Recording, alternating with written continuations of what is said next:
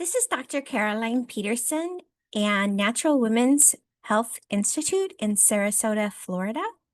Today, we're going to be going through an overview of chronic pelvic pain and the causes, some of the things that people experience. Each one of these conditions will have its own video. So today is just an overview.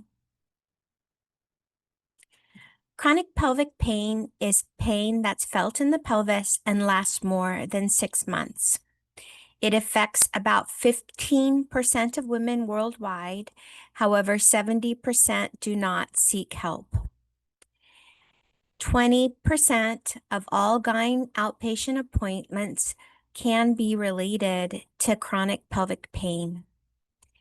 20 to 30% of all diagnostic laparoscopies are for pelvic pain. And still, 61% of the pain is unexplained. Chronic pelvic pain can be caused by a number of different things. The top conditions related to chronic pelvic pain are endometriosis, adenomyosis, which is endometriosis of the uterus, fibroids, musculoskeletal disorders, chronic pelvic inflammatory disease, irritable bowel syndrome, painful bladder syndrome, pelvic venous congestion syndrome, and pudendal neuralgia. Endometriosis is probably the top differential diagnosis for pelvic pain. It occurs when there is implantation of the endometrium outside of the uterus.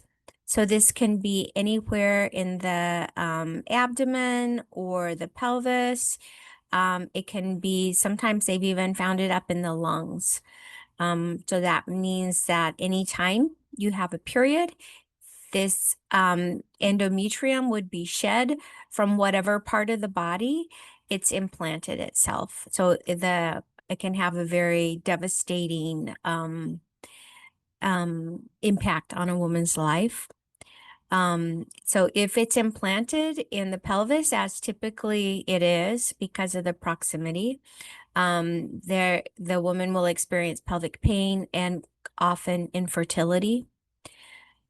Endometriosis affects 10 to 15% of women of reproductive age, and 70% of women with chronic pelvic pain will have endometriosis. The gold standard for diagnosis is laparoscopy, which is a surgery. Adenomyosis is another differential for pelvic pain. And as I mentioned before, this is when the endometrial tissue becomes implanted in the wrong way in the uterus. And this leads to the smooth muscles becoming too big and the endometrial tissue not responding in the correct way to hormones. And so there's heavy bleeding, pelvic pain, anemia because of the heavy bleeding, and sometimes infertility. So the estrogen receptors are what drive this process. It's not actually a problem with excess estrogen, but a problem with the receptors. And so we have overactive estrogen receptors and underactive progesterone receptors. And this is in part what leads to the inflammation and the heavy bleeding. This condition is diagnosable with a transvaginal ultrasound, so it's not uncommon for a gynecologist to diagnose this during a regular clinic visit. Fibroids are another differential diagnosis for pelvic pain. Fibroid is a benign neoplasm or tumor of the myometrium, which is the uterine muscle. It is the most common female tumor. The folks who are at risk are those of African American ethnicity, those with obesity, toward the end stage of perimenopause, and those with low vitamin D, people who have not had a baby, people with hypertension, and those who consume food additives.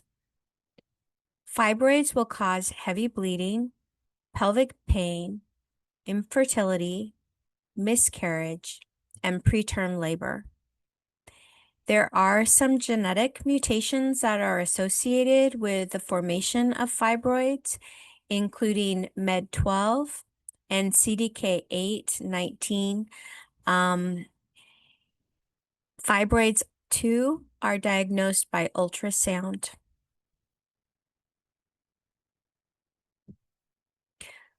Musculoskeletal pain is another differential for pelvic pain. 22% of gynecologic pelvic pain is associated with a musculoskeletal origin. And so if you see a chiropractor, for instance, a patient could self-refer, like they've tried a lot of other things that haven't worked, and then a chiropractor might work for pelvic pain if it is of musculoskeletal origin. However, if you're a chiropractor, then you have to have it in your mind that only 22% of gynecologic pelvic pain is actually of musculoskeletal origin. So in your mind, as a chiropractor, you should be thinking of the other non-musculoskeletal causes of pelvic pain. If there is a musculoskeletal origin of the pelvic pain, then we're thinking of lumbar dysfunction, sacroiliac dysfunction, and hip dysfunction. Another differential for pelvic pain is chronic pelvic inflammatory disease. This means that there is inflammation of the uterus, the fallopian tubes, and the ovaries due to an infection. Typically, by and large, these infections are sexually transmitted infections. The symptoms are lower abdominal and pelvic pain, genital tract tenderness, and discharge. After getting treated for the sexually transmitted infection, pain may persist because of adhesions, and they would need to be treated separately by myofascial release or something like that. The diagnosis for chronic pelvic inflammatory disease is by testing for sexually transmitted infections and also by ultrasound. Irritable bowel syndrome is a differential for pelvic pain. It's characterized by abdominal pain and altered bowel habits. This is something that predisposes this type of pain, this condition, predisposes women for hysterectomies. However, they do not, getting a hysterectomy does not resolve the pain. So basically, women are getting hysterectomies because the doctor is feeling frustrated. They feel like they can't figure out, they can't find what's going on, perhaps because they're a specialist in gynecologic health, and so they may not be taking into consideration digestive gastrointestinal health. And so the hope is that getting a hysterectomy will resolve the pain. However, it doesn't. And so that's a sign, you know, that the wrong thing has been addressed. So 50% of women having diagnostic laparoscopy for chronic pelvic pain had symptoms of IBS. And what I would say is that I would say almost always I find GI problems with pelvic problems or gynecologic pelvic problems or pelvic pain problems or women's reproductive issues. These things almost always, I'd say maybe 99% of the time, go together. And so for me, it's really important to address both the GI tract and the reproductive tract, which includes the pelvis and chronic pelvic pain. Interstitial cystitis, which now is kind of caught up with bladder pain syndrome, is another differential for pelvic pain. This is characterized by inflammation of the bladder lining, pain for more than 6 weeks, and also really, really, really feeling like you have to go when you have to go and needing to pee often. The discomfort is relieved after peeing. However, the process of peeing itself makes the pain worse, as does filling the bladder and also sex. So these are the folks who are going to do very frequent pees because they feel best when their bladder is empty. The cause is not exactly understood. Right now, the commonly accepted wisdom is that it is not due to an infection. However, there is submucosal inflammation, activation of the mast cells, leaky urothelium, and fibrosis. The pain centers in the brain are also upregulated, as are the sensory neurons. There seem to be vascular malformations in the bladder, and some now are wondering if this is an autoimmune condition. This is a diagnosis of exclusion.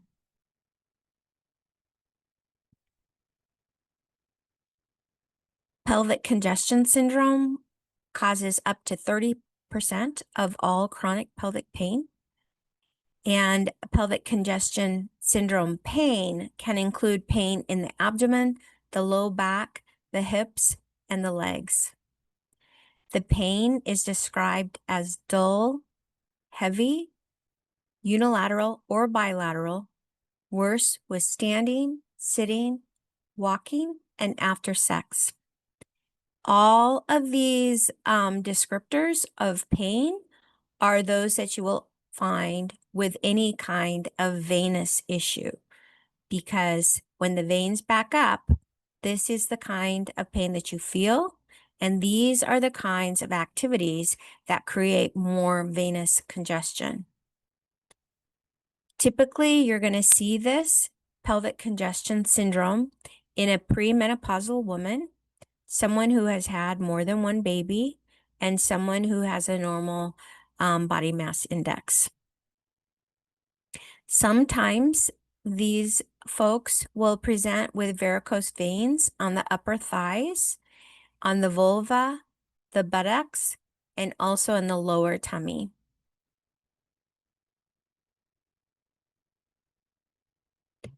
Pudendal neuralgia is another differential for pelvic pain. This is pain caused by entrapment of the pudendal nerve, which comes out of the sacrum, S2, S3, S4. It is perineal pain, so pain between your legs, between the vagina and the anus. And this perineal pain affects 50% of people in that location and is worse with sitting. However, it's better if you're sitting on a toilet, if you're standing or lying down in a typical presentation. There can also be bladder, bowel, and sexual autonomic and motor dysfunction. This is commonly caused by incorrect use of pelvic floor muscles, birth, or other type of injury to the pelvic floor, and constipation. We determine the cause of the pelvic pain primarily from the history. The history will guide us to the probable source of the pelvic pain. After that, we can use imaging and lab to help clarify what's going on. And then, of course, the response to intervention is another layer of help to determine what we're dealing with as far as pelvic pain is concerned. So when I see people for chronic pelvic pain, I'm going to take a multi-pronged approach in natural medicine. I do a lot of visceral and vascular manipulation. And that's primarily because nobody has gotten that before. And so the people I see typically have gone a lot of other places to try to resolve their pain. And so I don't want to be redundant. I want to be a good diagnostician. And I also want to see what has not been done yet, because that's probably the thing that needs to be done. I will also use spinal and pelvic manipulation, pelvic bowl care, which means pelvic floor therapy, and addendums to that, which are more holistic. I will use nutraceuticals and herbs that are natural anti-inflammatories, and then give specific exercises, whether it's to help with drainage or to build balance in the body, or breathing techniques, many different things. Talk about lifestyle changes. So that means how you move through your day. Nutrition, that's anti-inflammatory, will help you have the bowel movement at least one per day. And then herbs and probiotics to optimize your pelvic health. This is Dr. Caroline Peterson from Natural Women's Health Institute in Sarasota, Florida.